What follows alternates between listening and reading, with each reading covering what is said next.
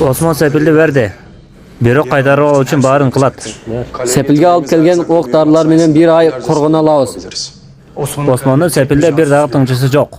İçkeri kürüge mümkünçülüğü yok. Kulicak hisardı kurçağısı gerek. Bizim kalağanımız da oşunda emez be. Kurçav alsın, biz içinen Nikola Datışkart'tan Türklerді ezeviz. Askerlerde jön koldu, jetişti emez. Kövrek, otlu şavlacana ısıkmaylar gerek болады. Tündükке 12 dana. Türkler sepildinin içinde bardıq taraftan kol salıp atar. Nalat bolsun, boluşumu gülmez.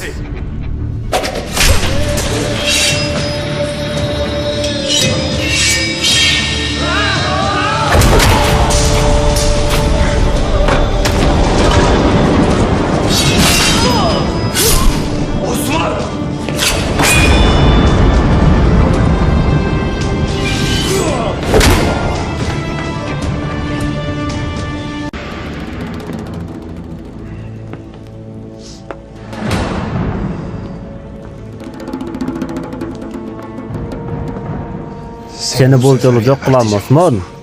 Anti çoğaytam yok kılam. Sepilimdi bergende ele canımdı dağı berem. Kana kel. Antыңды sakta.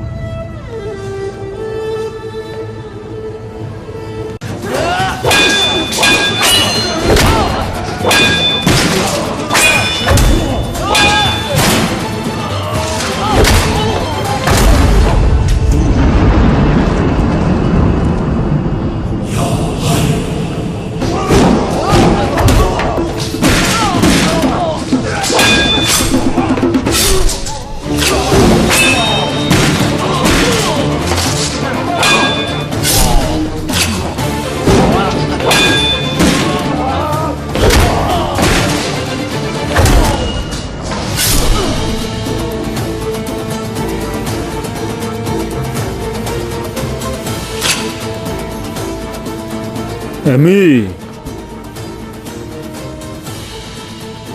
bergen sözüne turasın. Meni öldürүү üçün